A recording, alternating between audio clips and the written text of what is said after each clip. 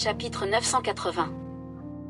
Voyant que Finnick était prêt à partir, Vivian se leva et quitta le bureau. Finnick suivit la femme du regard alors qu'elle sortait du bureau et secoua la tête. Il semble que cette fois, Vivian ait découvert que j'étais en train de pleurer.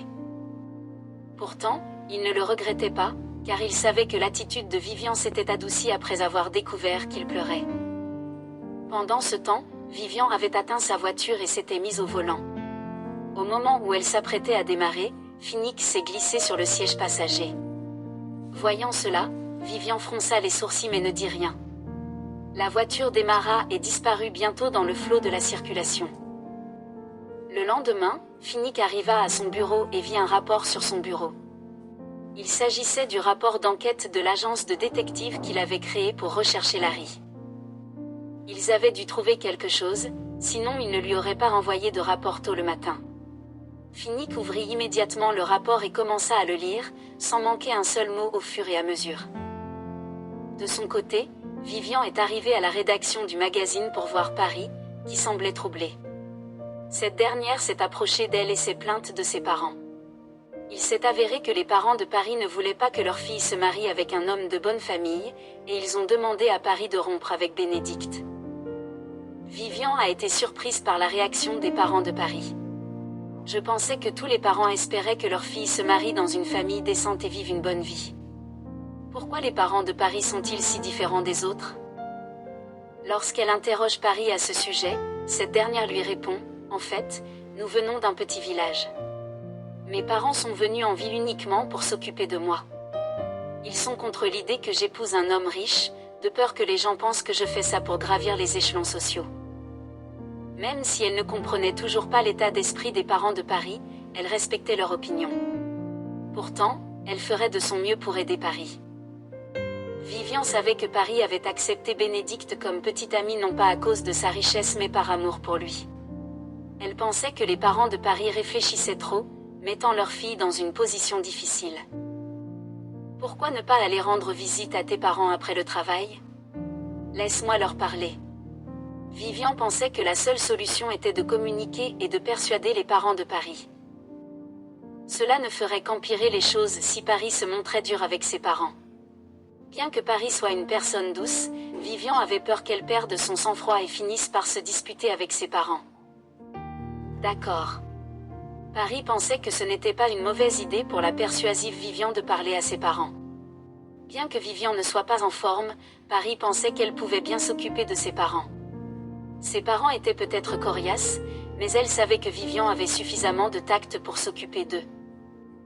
L'objection de tes parents a dû te perturber. Je vois que tu viens de te faire gronder par la rédactrice en chef? Demanda Vivian. Elle pensait que le conflit de Paris avec ses parents n'était pas suffisant pour lui faire perdre son sang-froid. Vivian savait que la rédactrice en chef avait dû engueuler Paris après avoir vu son document jeté à terre. La pauvre Paris a fini par perdre la tête après avoir été sévèrement critiquée. Ouais. De mauvaise humeur, Paris gémit, Hug. Je veux tellement être avec Bénédicte. Je ne veux pas qu'on rompe. Elle regretta instantanément ces mots au moment où elles sortirent.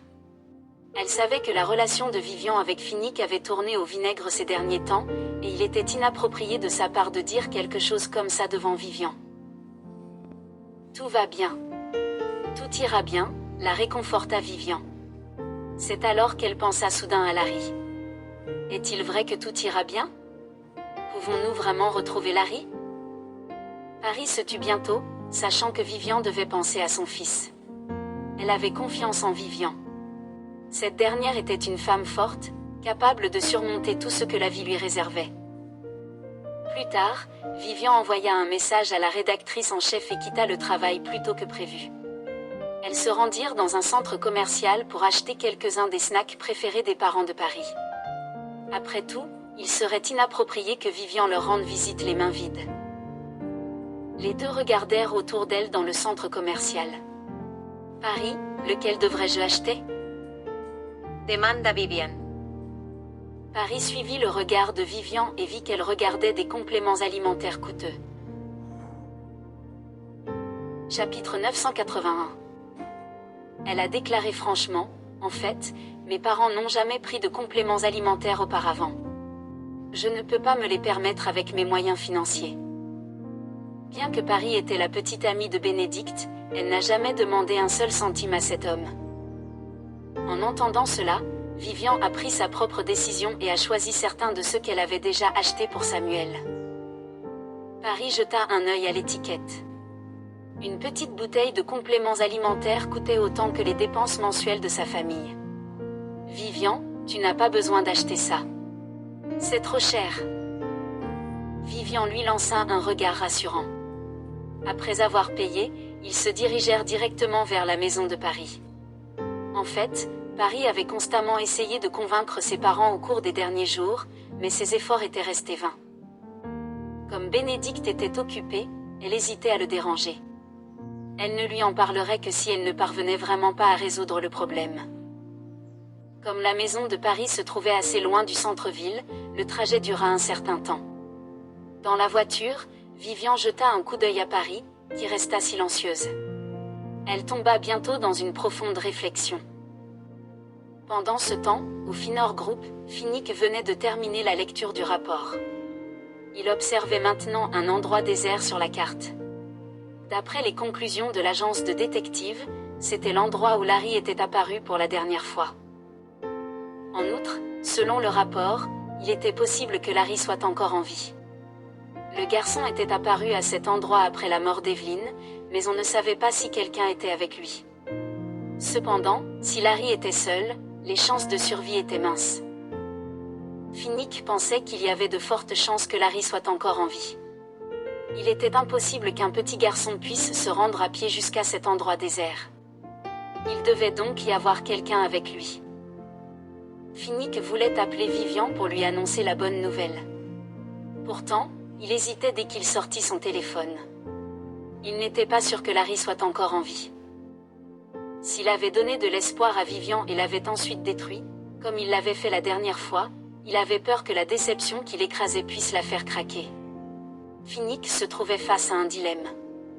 Devais-je lui annoncer la bonne nouvelle maintenant? Ou devrais-je attendre de retrouver Larry? Finnick n'arrivait toujours pas à se décider en arrivant à la maison. Il s'assit sur le canapé en attendant le retour de Vivian. Je suppose que je saurai quoi faire quand elle reviendra. Pendant ce temps, Vivian et Paris étaient arrivés à destination. C'était la première fois que Vivian visitait la maison de Paris. Elle n'avait jamais pensé que la famille de Paris vivait dans la pauvreté, au point que même la porte était en mauvais état. Pourtant, Vivian ne montra pas sa surprise. Elle comprenait que chaque personne avait sa propre façon de vivre.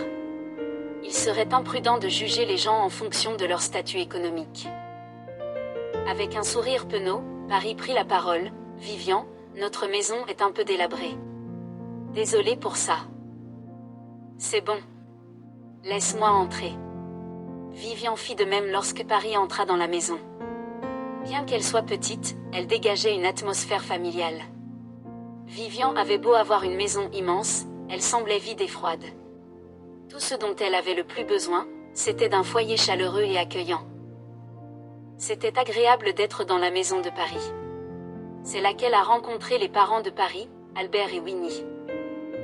Elle les salua et se présenta. « Bonjour, Monsieur Houston, Madame Houston, je suis la collègue de Paris, Vivian. » Albert et Winnie semblaient tous deux beaucoup apprécier Vivian. Ils ne souriaient plus depuis qu'ils l'avaient vue. Ils la firent asseoir sur le canapé et lui apportèrent des collations et du thé. Vivian n'était pas habituée à une telle hospitalité, mais cela lui réchauffa le cœur. Cela faisait longtemps qu'elle ne s'était pas sentie aussi bien et comme chez elle. Avec un sourire sincère, elle a pris la parole. « En fait, j'ai remarqué que Paris avait l'air un peu bouleversé au bureau aujourd'hui, alors j'ai décidé de la raccompagner chez elle et de vous rendre visite. Cela vous dérangerait-il de me dire ce qui lui est arrivé ?» Chapitre 982. Aux yeux des parents de Paris, Vivian ressemblait à une jeune femme sage et réservée. Ils étaient heureux qu'elle soit l'amie de leur fille. Sans aucune hésitation, ils lui ont parlé de la relation amoureuse de leur fille et de leurs inquiétudes à ce sujet. Bien que ce soit la même histoire que celle qu'elle avait entendue de Paris, Vivian a pris au sérieux chaque mot qu'ils lui ont dit. Après cela, elle a dit avec compréhension, « J'ai déjà vu le petit ami de Paris. C'est un beau jeune homme, et il est très gentil avec Paris. » Houston, Madame Houston, vous avez peur que les gens racontent que Paris a épousé un homme riche, ou qu'elle est malheureuse dans son mariage, n'est-ce pas? Vivian savait ce qui les dérangeait, alors elle devait maintenant dissiper leurs inquiétudes à ce sujet.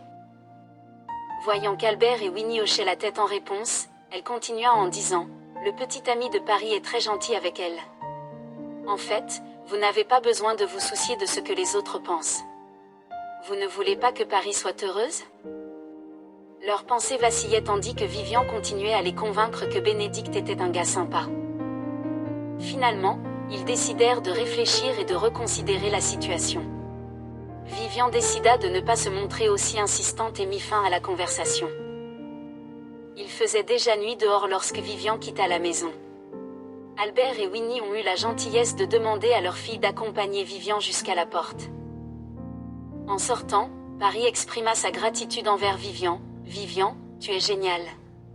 Puisque mes parents ont accepté de reconsidérer leur décision, je crois qu'ils finiront par donner leur consentement à ce que j'épouse Bénédicte. » Vivian était contente de pouvoir être utile. « Eh bien, je suis contente pour toi. Je devrais y aller maintenant. Au revoir. » Il était déjà tard dans la nuit.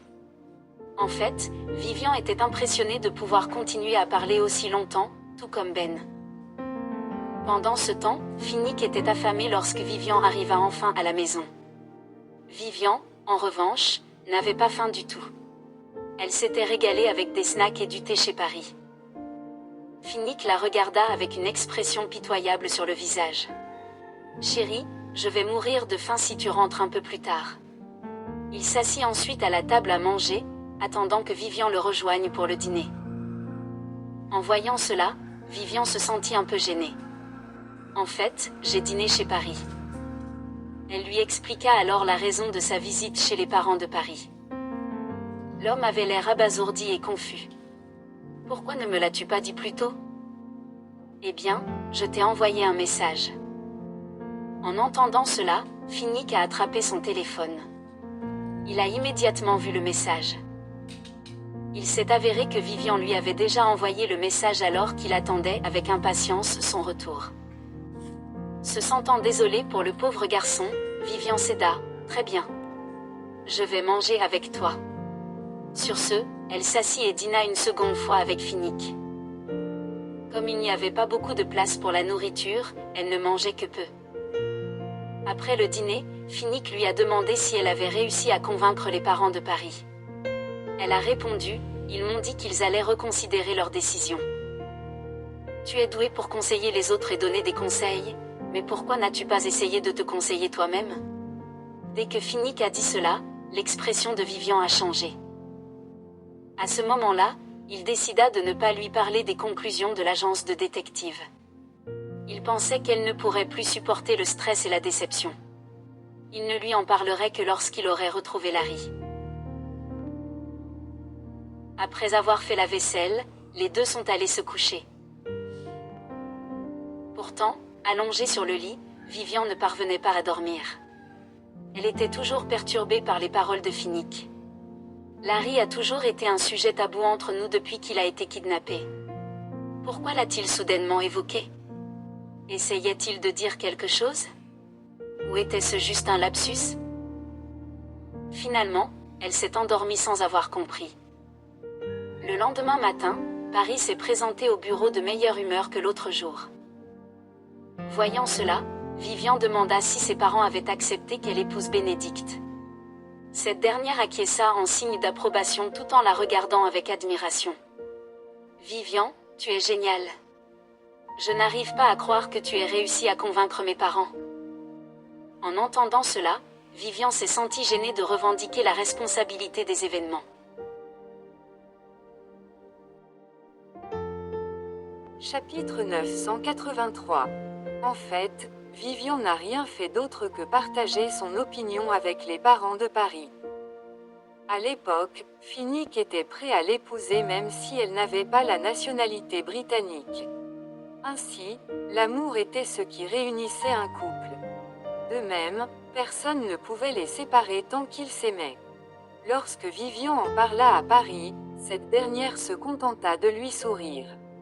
Au fond d'elle-même, Paris ne pouvait être plus reconnaissante envers Vivian. Les deux mirent fin à la conversation et se mirent bientôt au travail. Lorsque la rédactrice en chef arriva au travail, elle convoqua Vivian et Paris dans son bureau. L'atmosphère dans la pièce était déprimante alors qu'elle ne cessait de les fixer sans dire un mot. Alors que Vivian pensait que la rédactrice en chef allait les dévisager pour toujours, cette dernière rompit enfin le silence. « Alors, dites-moi, pourquoi avez-vous séché le travail hier ?» Même si elle avait vu le message de Vivian hier, elle était toujours en colère contre elle. Après avoir travaillé pendant tant d'années, c'était la première fois qu'elle voyait des employés s'absenter du travail de manière flagrante. Même si Vivian était l'épouse du président, cela ne devrait pas être une raison valable pour qu'elle enfreigne les règles de l'entreprise. Vivian a baissé la tête en réponse à la question de la rédactrice en chef. Après un moment, elle a levé les yeux vers cette dernière et a admis ses erreurs. En fait, nous avons eu une urgence hier. Nous sommes désolés d'avoir enfreint les règles de l'entreprise et nous accepterons une sanction pour avoir manqué le travail. Très bien, alors, je veux que vous m'envoyiez tous les deux un rapport d'auto-réflexion de 10 000 mots. Sur ce, la rédactrice en chef les jeta hors de son bureau. C'est à ce moment-là que Paris reprit enfin ses esprits. C'était une expérience intimidante d'être réprimandée par la rédactrice en chef. « Vivian, je suis désolée. C'était entièrement de ma faute. Vivian l'empêcha de s'excuser. « Non. Je devrais aussi être responsable. Maintenant, commençons à travailler sur nos rapports. » Elle commença alors à rédiger son rapport. Quant à Paris, elle s'en occuperait plus tard car elle avait encore d'autres tâches à accomplir. Les deux femmes étaient tenues de terminer leur rapport avant de pouvoir quitter le bureau. Si elles ne le faisaient pas, leur salaire serait déduit. Pour la rédactrice en chef, s'absenter du travail était une infraction grave. On peut imaginer à quel point cela pourrait être désastreux si un journaliste disparaissait soudainement alors qu'il interviewait une personnalité importante. La rédactrice en chef ne tolérait donc pas que quelqu'un ose s'absenter du travail. Une telle mauvaise attitude méritait une punition sévère. Lorsque Bénédicte arriva pour chercher Paris au travail, il vit les deux jeunes femmes occupées à travailler sur leur rapport d'introspection. Il était amusé de voir Paris affalée sur la table, écrivant son rapport avec une expression pitoyable sur son visage. Il se dirigea vers le bureau de Vivian et lui tapota l'épaule. Vivian s'est retournée lorsque quelqu'un l'a touchée, son visage plein de dégoût. Quand elle vit que c'était Bénédicte, la froideur de ses yeux disparut et son expression s'adoucit. En recevant le regard de Bénédicte, Vivian baissa la voix et demanda « Ben, pourquoi es-tu ici ?» Bénédicte conduisit ensuite sa sœur au garde-manger pour ne pas déranger Paris. Qu'est-il arrivé à Paris? Bénédicte se rappela encore une fois le regard pitoyable de Paris. Inexplicablement, il la trouva d'autant plus adorable. Vivian chuchota, « La rédactrice en chef nous a grondés parce que nous avions séché le travail hier. » Elle se sentait un peu gênée d'en parler, surtout quand il y avait d'autres personnes dans le garde-manger. « Pourquoi toi et Paris avez-vous séché le travail ?» demanda Bénédicte. Vivian était sans voix, ne sachant pas comment répondre. Elle savait que Paris ne voulait pas que Bénédicte soit au courant de son conflit avec ses parents. Même si tout était résolu à présent, elle ne savait pas si elle devait en parler à Bénédicte. En voyant la réaction de Vivian, Bénédicte comprit que les dames lui cachaient quelque chose. Les yeux de Vivian se balançaient d'un côté à l'autre. Finalement, elle trouva une excuse. « Ben, il est temps de quitter le travail. Je dois y aller maintenant. » Sur ce, elle se dépêcha de quitter le bureau avec d'autres collègues. Autrefois, Vivian aurait plaisanté avec Bénédicte pour le dissuader. Mais après avoir traversé tant d'épreuves, elle n'était plus la Vivian vive et effrontée. Chapitre 984. Bénédicte secoua la tête en signe de résignation. Puis il passa un coup de fil. Et, votre employé épuise ma petite amie. Pouvez-vous faire quelque chose à ce sujet? Il a mis fin à l'appel après avoir reçu une réponse satisfaisante. Il a ensuite jeté un coup d'œil à Paris avant de sortir du bureau. Un instant plus tard, la rédactrice en chef fit venir Paris dans son bureau. Paris se tenait docilement devant la rédactrice en chef. Elle pensait que cette dernière allait la réprimander parce qu'elle n'avait pas remis son rapport. Alors qu'elle se préparait, elle entendit la rédactrice en chef lui dire « Vous pouvez rentrer chez vous maintenant. Remettez le rapport demain. » À cet instant, ses yeux s'écarquillèrent d'incrédulité. Cette personne en face de moi est-elle une imposture? Je n'aurais jamais pensé entendre une chose pareille de la part de la rédactrice en chef. C'est bon, vous pouvez partir maintenant. Sur ce, la rédactrice en chef a continué son travail. Paris était encore confuse lorsqu'elle est sortie du bureau de la rédactrice en chef. Que lui est-il arrivé? Qu'est-ce qui l'a poussé à changer d'avis et à me laisser partir plus tôt? Se sentant sceptique, elle n'arrêtait pas de jeter un œil au bureau de la rédactrice en chef tout en nettoyant son bureau avant de quitter le bureau. Il s'avéra que Bénédicte avait appelé Finnick à l'instant. Sinon, il était impossible que la rédactrice en chef laisse Paris s'en tirer aussi facilement. En fait, la rédactrice en chef était tout aussi confuse que Paris quant à l'identité de cette dernière. Elle fut surprise de recevoir l'appel de Finnick, lui demandant d'être indulgente avec Paris. Malgré tout, elle a seulement accepté de prolonger le délai de remise du rapport jusqu'à demain. Néanmoins, Paris fut plus que satisfait de la clémence de la rédactrice en chef. Paris, par ici, monte. Dès qu'elle sortit du bâtiment de l'entreprise, elle fut surprise de voir Bénédicte l'attendre dans la voiture. Aujourd'hui est vraiment un jour magique. Non seulement la rédactrice en chef a fait preuve de clémence envers moi, mais en plus, je retrouve mon petit ami après le travail. Salut, le salua-t-elle. Dans son étourdissement, elle regarda Bénédicte sortir de la voiture pour lui ouvrir la portière. Dans la voiture, Paris a rapidement raconté à Bénédicte sa journée de travail. Ce dernier a répondu avec un sourire après avoir entendu sa journée aventureuse. Les deux ont dîné ensemble et se sont promenés le long de la route bordée d'arbres. Plus tard dans la soirée, Bénédicte a reconduit Paris chez elle. Avant cela, Paris était timide avec Bénédicte. Maintenant que les deux étaient en couple depuis un bon bout de temps, Paris avait envie de taquiner cet homme. À demain, mon chou. Le regard de Bénédicte suivit la jeune femme alors qu'elle entrait dans sa maison. Un sourire apparut sur son visage lorsqu'il se rappela ses taquineries. Bientôt, il partit en direction de la maison. Pendant ce temps, Vivian arriva à la maison et trouva Finnick assis sur le canapé. « Chérie » cria l'homme. Il était heureux que Vivian soit rentrée directement chez elle au lieu de manger au restaurant comme hier. Répondit Vivian d'un ton impassible. Elle devait admettre que le fait d'avoir découvert que Finnick pleurait hier avait eu un impact sur elle. Pourtant, elle aurait pu pardonner à n'importe qui, sauf à Finnick. C'était l'homme qu'elle aimait, et c'était une raison de plus pour ne pas pouvoir lui pardonner. Peut-être que les gens étaient généralement plus durs envers leurs proches qu'envers les étrangers.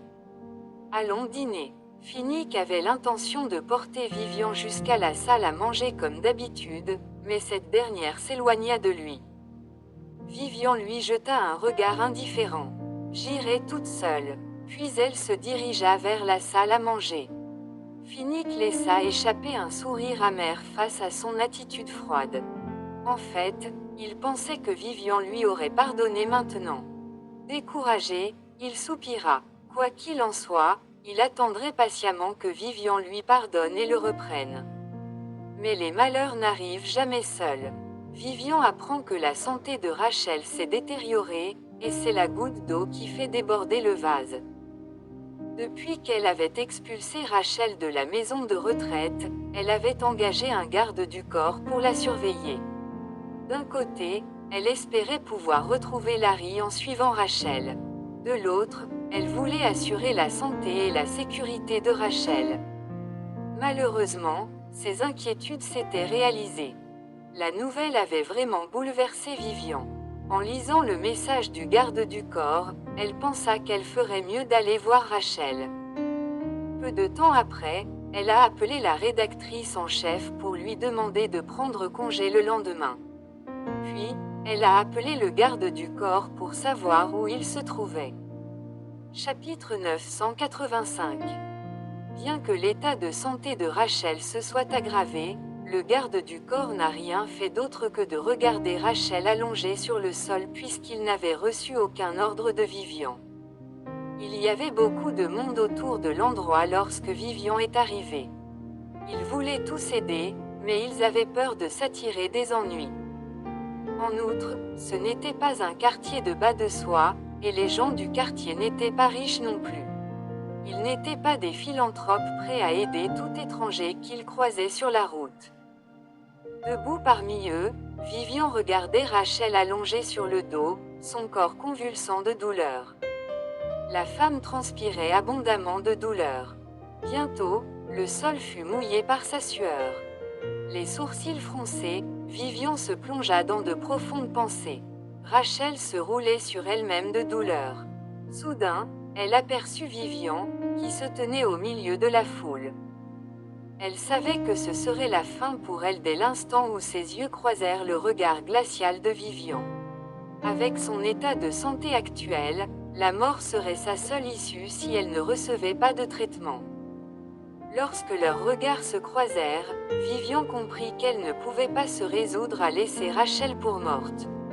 Finalement, elle demanda au garde du corps de porter Rachel dans sa voiture. Elle s'assit ensuite sur la banquette arrière à côté de Rachel. En voyant l'apparence négligée de la femme, Vivian comprit qu'elle avait dû traverser une période difficile ces derniers temps. Peut-être que pour Rachel, son cauchemar touchait à sa fin. Pourtant, pour Vivian, ce n'était que le début de ses souffrances. Personne ne pouvait vraiment comprendre la douleur qu'elle ressentait à la suite de la perte de son enfant. C'était une douleur insupportable, comme si quelqu'un lui coupait la chair. Lorsque Larry a disparu, elle avait l'impression qu'une partie d'elle-même avait disparu. Son cœur se serrait à chaque fois qu'elle pensait que Larry souffrait seul dans un endroit inconnu. Chaque respiration lui causait une vive douleur dans la poitrine. Chaque fois que cela se produisait, elle devait retenir son souffle et essayer de se calmer, car chaque respiration qu'elle prenait lui donnait l'impression d'être une bouffée de poison qui la tuait lentement.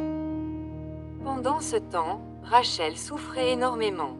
Ayant du mal à parler, elle demanda d'une voix à peine audible, « Vivian, pourquoi me sauverais-tu » Les yeux de Vivian plongèrent droit dans ceux de Rachel tandis qu'elle parlait, « As-tu peur que je te sauve la vie pour pouvoir te torturer après ça ?»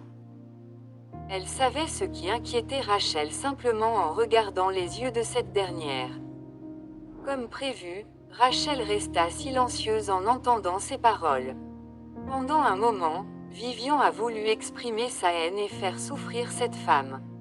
Pourtant, elle a fini par ravaler ses paroles malveillantes et a dit « Arrête de parler maintenant.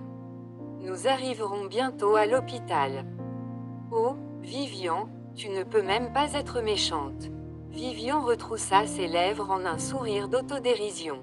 Eh bien, au moins Evelyne ne s'est jamais souciée de Rachel. Cela suffit à la faire souffrir. Pendant ce temps, Rachel restait silencieuse. Après avoir entendu les paroles de Vivian, elle savait qu'elle irait bien. C'est elle qui a élevé Vivian et elle connaissait bien cette jeune femme. Vivian ne me laisserait pas mourir. Elle m'enverrait à l'hôpital comme elle l'avait dit. Avec cela en tête, elle ferma lentement les yeux. À cet instant, Vivian fut effrayée.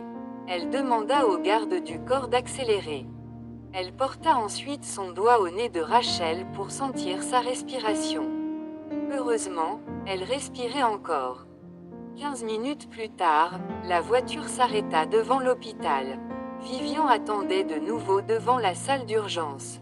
Elle et la salle d'urgence avaient une histoire commune, et cela remontait à loin. En fait, c'était la 6e fois qu'elle attendait devant une salle d'urgence depuis qu'elle avait rencontré Finnick. Au lieu de se sentir nerveuse comme toutes les fois précédentes, cette fois, Vivian était calme alors qu'elle était assise sur le banc en attendant. Ce n'était pas parce que la personne qui se trouvait aux urgences était Rachel. C'était plutôt parce qu'elle ne se souciait plus des autres, car elle avait déjà perdu la personne qui lui était la plus chère. Depuis que Larry était parti, elle était devenue une femme froide et insensible. Comme Vivian n'était pas agitée, elle sentit qu'elle n'avait pas attendu longtemps avant que Rachel ne soit sortie de l'hôpital. Elle alla s'enquérir de l'état de Rachel. L'infirmière retira son masque avant de répondre. La patiente va bien maintenant, mais elle a besoin d'une greffe de moelle osseuse le plus rapidement possible, sinon ses chances de survie seront minces. Vivian fit un signe de tête à l'infirmière. Peu après, un sourire moqueur apparut sur son visage. Cette femme n'avait pas réussi à trouver de donneur de moelle osseuse compatible alors que sa fille biologique était encore en vie. Maintenant qu'Evelyn est morte, il semble que son destin soit de mourir d'une leucémie. Chapitre 986. Pendant un bref instant, le cœur de Vivian fut submergé par des sentiments mitigés lorsqu'elle apprit que Rachel allait bientôt mourir. Pourtant, ces sentiments se sont vite estompés, ne laissant aucune trace. Lorsque Vivian entra dans la salle, Rachel avait repris connaissance. Il semblait que cette dernière était devenue plus résistante à l'effet de l'anesthésie puisqu'elle pouvait se réveiller en si peu de temps. Vivian s'approcha de la femme. « As-tu faim? Veux-tu manger ?» lui demanda-t-elle. En regardant Rachel froidement, Vivian savait qu'elle devait avoir faim en ce moment. Rachel hocha la tête avec douceur sous son regard froid. Voyant cela, Vivian se retourna et quitta la salle. Quant à Rachel, elle était allongée sur le lit, plongée dans ses pensées. Vivian était de retour en un rien de temps, et sa vitesse a époustouflé Rachel. Rachel savait où se trouvait la cantine. Elle n'aurait jamais pensé que Vivian reviendrait si vite avec la nourriture. Elle a peur que j'ai faim. Pourtant, elle doutait que Vivian soit vraiment si gentille avec elle. Pendant tout ce temps, elle ne cessait de fixer Vivian, sans dire un mot. Pendant ce temps, Vivian avait ajusté la table de lit. Elle aida Rachel à se relever et plaça un oreiller derrière son dos pour qu'elle puisse s'asseoir confortablement. Puis, elle lui tendit la fourchette jetable. Rachel ne pouvait s'empêcher de ressentir de la chaleur dans son cœur en voyant Vivian prendre soin d'elle. En fait, même Evelyn ne l'avait jamais traitée avec autant d'attention auparavant. « Quoi, tu as peur que je t'empoisonne ?» Vivian pensa que Rachel la soupçonnait quand cette dernière la fixa du regard, alors elle attrapa une autre fourchette et goûta toute la nourriture pour prouver qu'elle était propre à la consommation. Voyant cela, Rachel expliqua rapidement, « Non, ce n'est pas ce que je voulais dire. » Avec ça, elle a commencé à creuser. C'était le meilleur repas qu'elle ait jamais eu au cours des 15 derniers jours. Alors qu'elle se gave de nourriture, elle s'étouffe et commence à tousser violemment. Vivian lui tend immédiatement un verre d'eau et lui tapote le dos. Lorsqu'elle cesse enfin de tousser, Vivian lui prend le verre et le pose sur la table. Rachel dit sincèrement, « Merci. » Vivian hocha la tête avant d'aller s'asseoir sur le canapé en face du lit. Elle n'a pas pu se résoudre à laisser Rachel seule à l'hôpital. Elle n'a donc pas eu d'autre choix que de prendre soin d'elle. « Tu ne vas pas manger. » Rachel remarqua que Vivian n'avait rien mangé depuis qu'elle avait commencé à prendre soin d'elle. Elle vit Vivian secouer la tête en réponse. Vivian est restée à l'hôpital pour prendre soin de Rachel jusqu'à 8 heures du soir. Je m'en vais tout de suite. Appuie sur la sonnette d'appel si tu as besoin de quoi que ce soit. L'infirmière s'occupera de toi. Sur ce, elle se retourna et se dirigea vers la sortie. Juste à ce moment-là, elle entendit la voix de Rachel derrière elle. « Pourquoi es-tu si gentille avec moi? Pourquoi m'as-tu sauvée après m'avoir abandonnée ?» Sa voix était rauque car elle n'avait pas parlé depuis longtemps, ce qui semblait triste à Vivian. « Parce que tu m'as élevée », fut la réponse de Vivian avant de partir. Vivian n'avait aucune idée de ce qu'elle dirait si la conversation continuait. De plus, elle était réticente à entendre les paroles mielleuses de Rachel. Jusqu'à présent, elle n'avait aucune intention de pardonner à Rachel. La seule raison pour laquelle elle a pris soin de Rachel était qu'elle ne pouvait pas se résoudre à la voir mourir. Il était tard dans la nuit quand elle arriva à la maison. Ayant dû s'occuper de Rachel, elle n'avait pris que le petit déjeuner de toute la journée. Comme prévu, elle vit Finnick la regarder avec ressentiment. « Où es-tu allé ?» lui demanda-t-il. À ce moment-là, Vivian se sentait comme un mari rentrant tard à la maison tandis que Finnick, sa femme, boudait.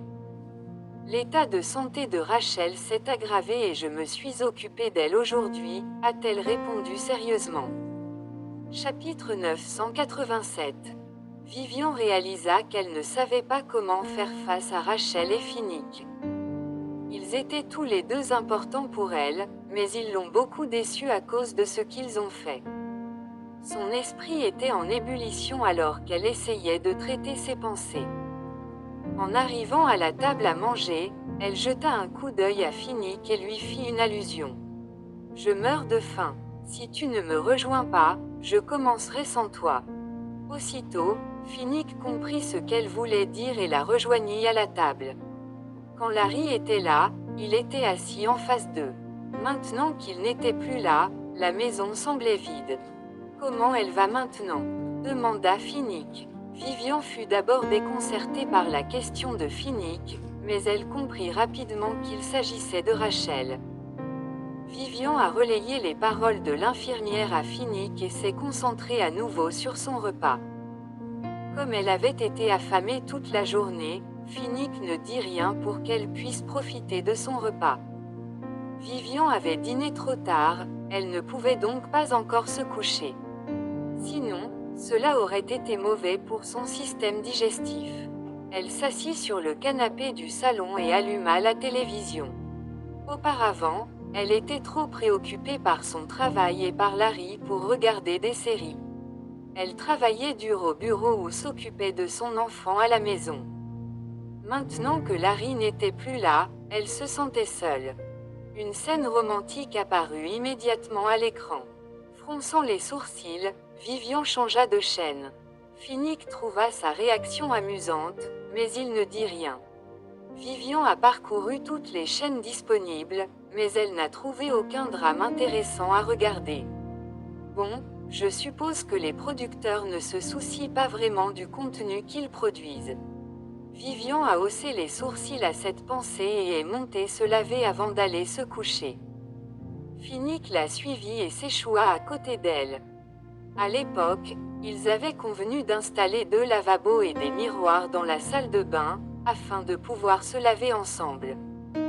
Vivian ne put s'empêcher de lever les yeux au ciel en voyant Finnick suivre ses actions. Il avait déjà fait sortir le dentifrice, elle ne pouvait donc pas le mettre à la porte de la salle de bain. Le lendemain, Vivian arriva au travail et salua Paris. Voyant Paris essayer de calmer son enthousiasme, elle lui demanda ce qui s'était passé. Paris lui raconta rapidement les événements de la veille. Vivian était partie plus tôt que d'habitude hier. À midi, Paris avait acheté quelques affaires et était allé rendre visite à ses parents. Ses parents étaient ravis de l'élégance de Bénédicte. Ravis, ils ont commencé à insister pour que le couple se marie bientôt. Lorsque Paris expliqua le lien de parenté entre Vivian et Bénédicte, ses parents furent tous deux stupéfaits, mais ils comprirent rapidement que cela avait du sens. Après tout, ils adoraient Vivian. Naturellement, il était normal qu'elle ait un frère aussi gentleman que Bénédicte. Lorsque Bénédicte les rencontra, il ne fit pas étalage de sa richesse.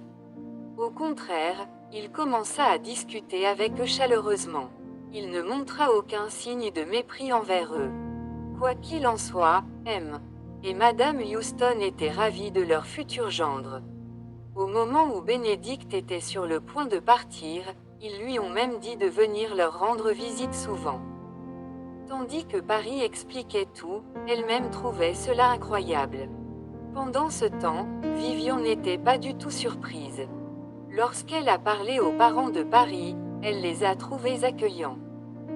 Bien sûr, il serait ravi de voir Paris avec son petit ami. Ben a rencontré ses parents.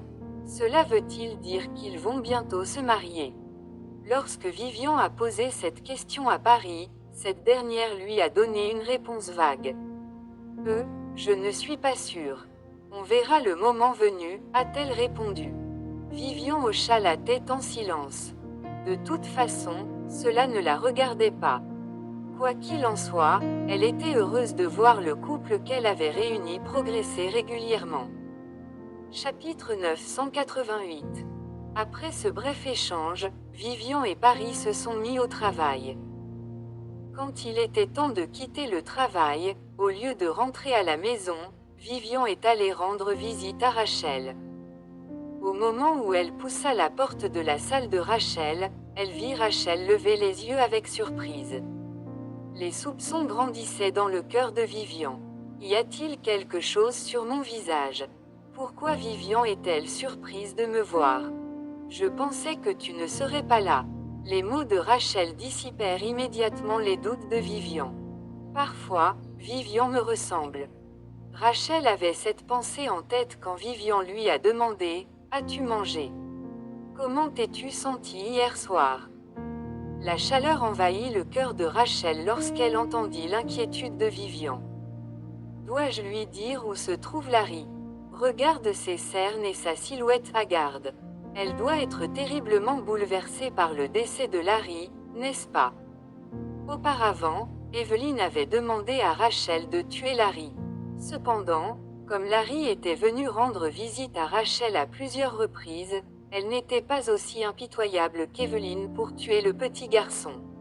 Elle a fini par le cacher dans un endroit isolé. Elle n'avait pas prévu d'en informer Vivian, mais à ce moment-là, elle ne pouvait s'empêcher de se remettre en question en voyant la réaction de Vivian. « Qu'est-ce qui ne va pas ?» demanda Vivian en sentant le silence de Rachel. « Est-ce qu'il s'est passé quelque chose de mal hier soir? Ou est-ce qu'elle me cache quelque chose? Je vais bien, j'ai pris mon repas à temps. » Après y avoir réfléchi, Rachel pensa qu'elle devrait attendre un peu. Vivian montrait peut-être son inquiétude pour la piéger et lui faire révéler l'emplacement actuel de Larry. Vivian scruta Rachel, qui semblait se porter mieux qu'hier.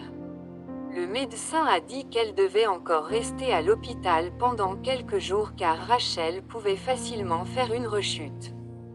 Vivian apportait souvent des compléments alimentaires pour rendre visite à Rachel. Elle espérait que Rachel se rétablirait rapidement pour ne pas avoir à s'inquiéter autant. Depuis quelques jours, Rachel observait Vivian en silence. Les gestes attentionnés de Vivian la faisaient paniquer en silence. Devais-je écouter ma fille et la venger? Ou devrais-je dire la vérité à Vivian? Rachel n'avait pas de réponse à cette question, alors elle a décidé d'attendre et de voir. Je dirai la vérité à Vivian le moment venu. Vivian ne ressentait pas le malaise de Rachel et continuait à lui rendre visite tous les jours. Un jour, Noah a appelé Vivian par son nom. Alors que Rachel dormait dans son lit, Vivian est sortie de sa chambre. Elle a deviné que Noah avait quelque chose à lui dire et a attendu patiemment que l'homme parle. « Madame Norton, pourquoi continuez-vous à vous occuper de Rachel? Vous ne savez pas ce qu'Evelyn a fait. Vous avez oublié qu'elle a failli détruire votre famille en utilisant la bombe. Et que vous avez failli divorcer. » Noah a découvert que Vivian s'occupait de Rachel par l'intermédiaire de sa petite amie, Ivana. La rage l'a envahi, alors il a laissé échapper sa pensée sans hésitation. Après avoir dit ce qu'il avait à dire, il s'est rendu compte avec retard que c'était trop dur. Madame Norton, je suis désolé d'avoir agi de manière impulsive. Vivian n'était plus son employeur, mais il la considérait toujours comme telle. Vivian savait qu'il était furieux, alors elle secoua la tête pour montrer qu'elle n'était pas dérangée. Peu importe ce que sa fille m'a fait, c'est elle qui m'a élevée, explique Vivian. Je ne peux pas oublier ça. Voyant la détermination de Vivian, Noah se tut. De toute évidence, elle tenait à sa relation avec Rachel. Noah hocha la tête à contre-cœur. Il discuta brièvement avec elle avant de partir. Lorsque Vivian revint dans la chambre de Rachel, cette dernière était bien réveillée. Elle fixait Rachel en silence. C'était si calme qu'elle pouvait entendre le bruit de leur respiration. Rachel fut celle qui brisa enfin ce silence étouffant. Chapitre 989. Dis-moi ce qu'Evelyn t'a fait pour te faire du mal, déclara calmement Rachel. En entendant cela, Vivian comprit immédiatement que Rachel avait entendu sa conversation avec Noah à l'instant. Puisque Rachel l'avait dit à haute voix, elle n'avait plus besoin de garder secret les agissements d'Evelyn. Au début, Vivian pensait que Rachel était au courant des méfaits de sa fille, mais de toute évidence, Evelyn l'avait trompée. Aussitôt, Vivian révéla tout ce qu'Evelyn lui avait fait. Rachel resta muette de stupeur. Je n'arrive pas à croire qu'Evelyn m'ait menti. Je l'ai même aidée à faire quelque chose de méprisable. Pendant très longtemps, elle n'a pas réussi à se calmer. Il s'avère que j'avais tort depuis le début. C'est Vivian la victime, pas Evelyn. À cet instant, Rachel avait envie de serrer Vivian dans ses bras et de lui dire « Tu as dû beaucoup souffrir, mon enfant ». Hélas, elle savait qu'à partir du moment où elle avait fait confiance à Evelyn, elle n'avait plus le droit de réconforter Vivian. Les émotions de Rachel étaient un mélange complexe. Elle n'avait aucune idée de comment consoler Vivian. Elle savait également que Vivian n'avait pas du tout besoin de son réconfort. En voyant la réaction de Rachel, quelque chose est venu à l'esprit de Vivian. Evelyn a dû lui mentir et déformer la vérité. Eh bien, Evelyn est effectivement capable. Elle a dû mentir à Shane aussi. Sinon, il n'aurait pas pris le mauvais chemin. Vivian émit un rire amer. Il était trop tard pour s'attarder sur le passé. Vivian, s'écria Rachel. Elle voulait s'excuser pour le mal qu'elle avait causé à Vivian. Pendant tout ce temps, elle avait toujours favorisé Evelyn et refusé de faire confiance à Vivian. Cependant, rien ne sortit de sa bouche. J'ai beaucoup aimé ma fille et je lui ai donné tout ce qu'elle avait toujours voulu, mais elle m'a utilisé et a presque causé ma mort. Elle s'effondra dans son lit, vaincue. Vivian lui passa une serviette et sortit. Vivian savait que cela devait être difficile pour Rachel d'accepter la vérité, alors elle lui laissa un peu de temps seule pour reprendre ses esprits et évacuer ses frustrations si nécessaire. Ce serait difficile pour Rachel d'y parvenir si elle restait à ses côtés. Pendant ce temps, Rachel était reconnaissante que Vivian l'ait laissée tranquille. Au moins, elle ne se rappellerait pas à quel point sa vie avait été pathétique. Vivian se promena dans l'hôpital et arriva dans une boutique. Rachel doit avoir soif après avoir pleuré à chaudes larmes. Je vais lui acheter du lait. C'est exactement ce que Vivian a fait. 1 heure s'était écoulée, elle pensa donc que Rachel devait s'être calmée maintenant. Vivian s'arrêta devant la pièce et colla son oreille contre la porte. Il n'y avait aucun bruit à l'intérieur, alors elle frappa à la porte et entra. En effet, Rachel était à nouveau calme, son visage ne montrant aucun signe de larmes. Vivian s'approcha d'elle et lui donna le lait qu'elle avait acheté au magasin plus tôt. Elle s'assit ensuite sur le canapé. Il était déjà presque 5 heures de l'après-midi et Rachel était sur le point de sortir de l'hôpital. Vivian décida donc de prendre congé pour s'occuper d'elle. Si Rachel faisait une nouvelle rechute, ses efforts précédents seraient vains. Alors que Rachel regardait le lait d'un air absent, Vivian ne l'a pas incitée à le boire. Elle le boira quand elle en aura envie. Je n'ai pas besoin de le lui rappeler. Vivian se détendit sur le canapé et joua avec son téléphone pendant qu'elle restait allongée dans son lit en silence. Aucune d'elles ne parla pendant un long moment. Finalement, Rachel décida de dire à Vivian où se trouvait Larry. « Vivian, dit-elle, mais le téléphone de Vivian se mit à sonner. « Qu'est-ce qu'il y a ?» répondit Vivian. Elle voulait écouter ce que Rachel avait à dire avant de répondre au téléphone. Cependant, Rachel agita la main et lui fit signe de répondre à l'appel. Cela ne semblait pas urgent, alors Vivian se dirigea vers l'extérieur pour répondre à l'appel. L'appel venait de Finnick. Il avait dû se passer quelque chose.